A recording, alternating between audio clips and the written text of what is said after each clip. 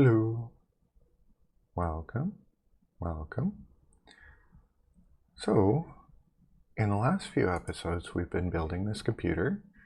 It is able to add two numbers, and now it has the power to take some of these registers over here in our register file and take those numbers stored there and add them to a number that is in the program itself. So we've got a program on the left, and we've got a set of registers that store values on the right.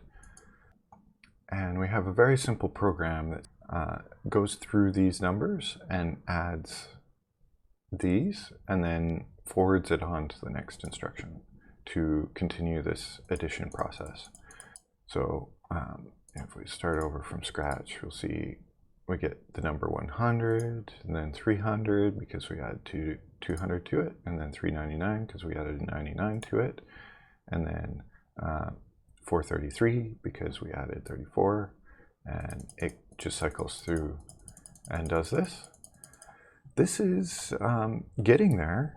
We've got the beginnings of a computer in that it's similar to what a calculator could do, except that a calculator has multiple different math operations that it can do, and all this can do is add numbers. So what can we do about that? Well, what we need to do is we need to be able to support multiple different instructions. And that would be really difficult to do with this setup, because we would need to change the configuration of this splitter depending on the instruction. So say we had a jump instruction, the source and destination register don't make any sense anymore. What we want is we want a location that we put into our program counter so that we change what part of the program that we're executing. I mean, that's what a jump instruction does.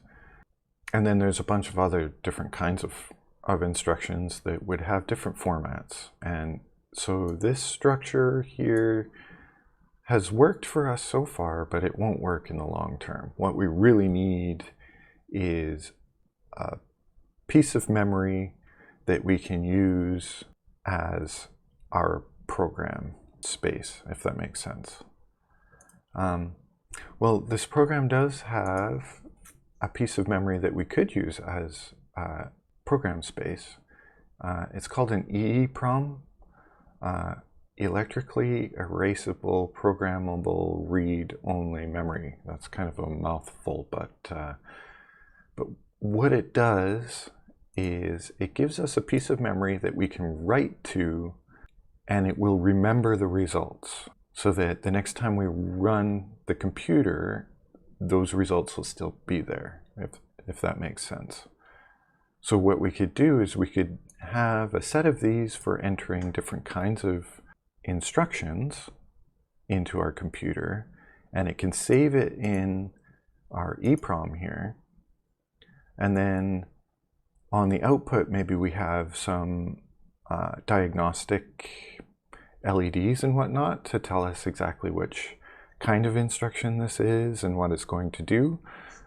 That should allow us to enter in programs and execute them and know what we're executing.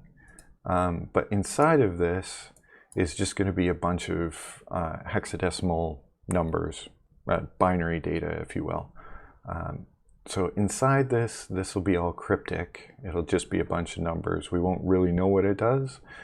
But if we have a diagnostic output, then we'll know what each instruction is doing as it's executing. It's not ideal. What would be nice is to have like a text file where we have a list of human readable instructions instead of a bunch of numbers. But for now, I think that'll do. I don't really want to go into building out the assembler just yet. It will be something that we do soon, probably. But let's see how far we can get just using this program. So So let's figure out how this works.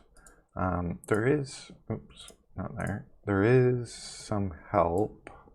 So we've got the address, which is pin A. We have the data to be stored, which is DIN. We have a signal that tells it whether or not it's storing. And we have a load signal. And we also have a clock. So this will take a clock input. So this sounds kind of like what we want to do. Let's play around with it a little bit first and make sure that we kind of understand what it does. So we need an input for the address. We need an input for the data. We have an input for whether or not we want to store. And we have a clock, which let's just use a button for now. And we have a load signal that I'm just going to tie high so that it's always outputting a number.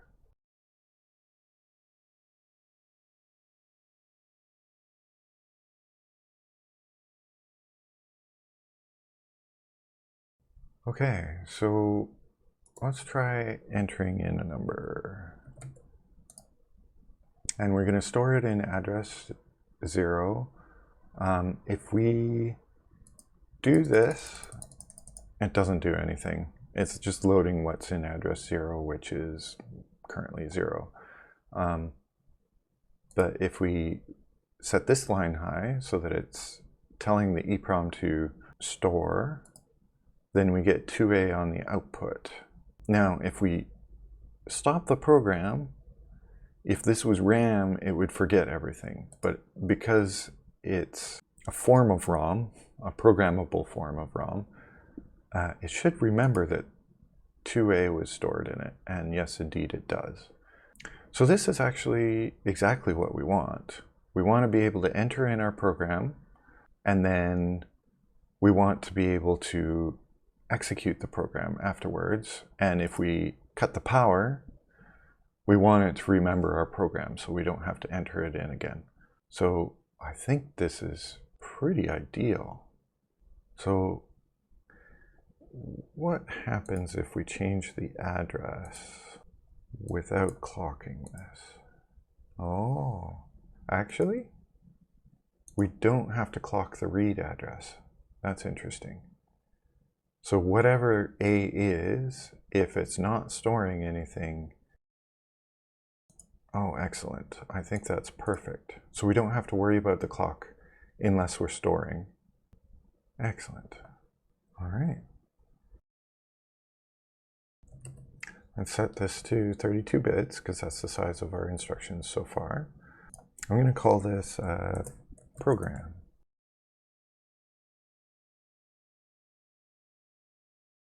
So one thing that you can do is you can go into the file menu and you can go save, and you can set up a file that stores all of the data for the EEPROM. And then when you go in here, you can save it and it'll save to that file on disk. And if the file on disk changes, you can reload it in here. Okay, so we need to tie this line to the address. Most of this is going to disappear, but we'll want to keep at least one of these.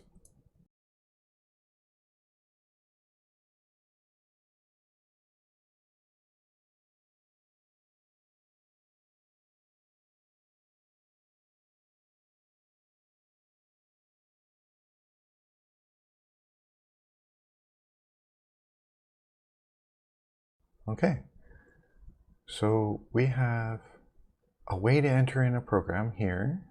We have a button that will store it. If we run this and we push this button, then this value here, which is our encoded instruction, will end up in our program memory. So then, if we push this button, then we're selecting the second program location. So if we change the instruction for that to 200, and we change the registers we're using, 1, 2, and then we enter that in, and then we go to the next instruction and we enter in, I believe it was 99,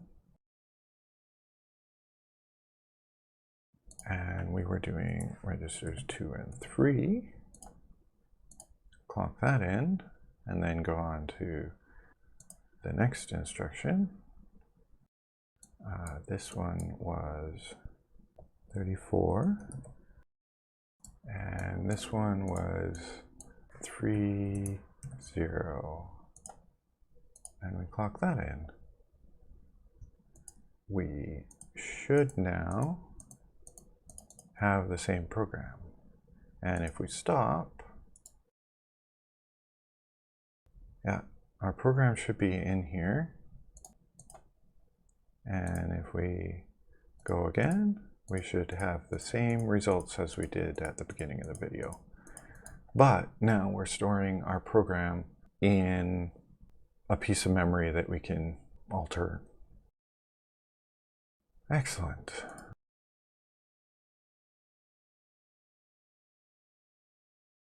There is a problem with this, though. We don't know anymore what the instruction that's currently executing is doing. So we know that the B input is this, and if we read these signals here, we can kind of see what the instruction is doing. It would be nice if we had more of a diagnostic or debugging display between the program memory and the decoder. Or even we could have it after the decoder. That would be fine as well. Actually, let's do that, because the decoder will figure out what the instruction is that we're executing for us, so that will make it a little bit easier.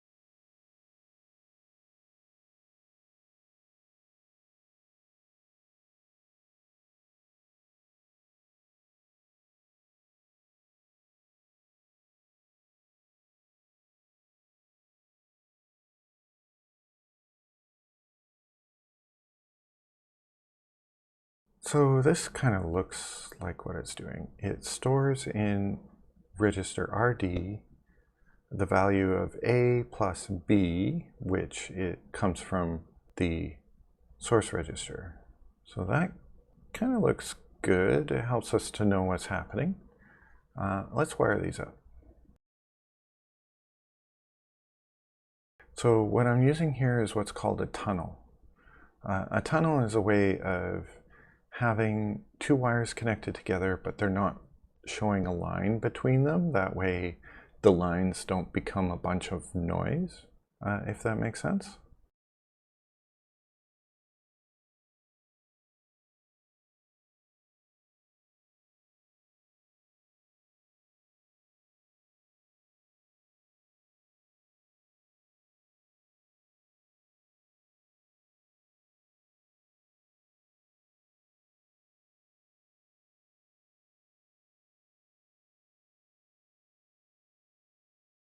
So sometimes this program is entirely unhelpful.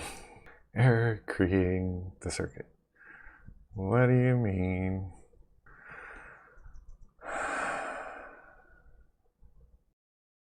I'm pretty sure it's talking about directly connecting these like this.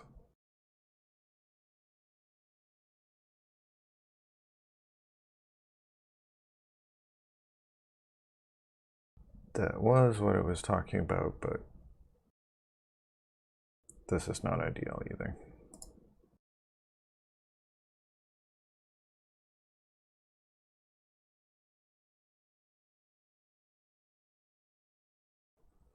Okay, so the first instruction is adding 100 to 0, and it's storing it in register 1, so R1. The second instruction is taking 200 and adding it to 100, which it got from register 1, and storing it in register 2. This one's taking 99 and 300 and storing it in register 3, which it does. And then this is taking 399 and 34 and storing it in register 0, which it does. Okay, so this is helpful.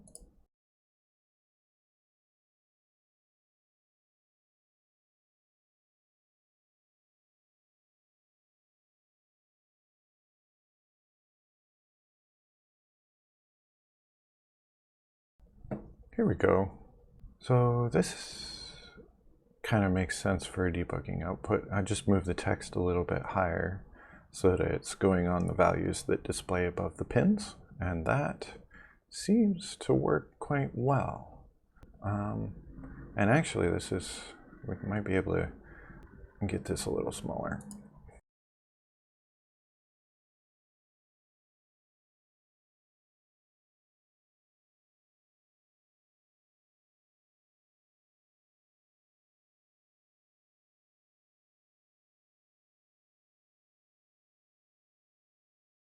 Okay, I think that's looking pretty good. So we have a diagnostic output. So we have a way to enter in programs and change our program memory. Our program memory is a bit cryptic, but we have both a way to essentially assemble the cryptic data here, and then we have a decoder that tells the rest of the computer what the instruction does, and we tap into that using some tunnels and have a diagnostic output here, which tells us exactly what the instruction is doing. This is a really good stepping stone towards having multiple different instructions, because then we can have multiple diagnostic displays, and we can have like maybe an LED that or an indicator that indicates which one of those diagnostic outputs is valid for the instruction. And we have a program memory that can save its contents between runs of the computer. I think this is a really good place to end it though. So thank you very much for watching. Have yourself a great day. And if you have any feedback, please leave comments. Thank you very much. Bye.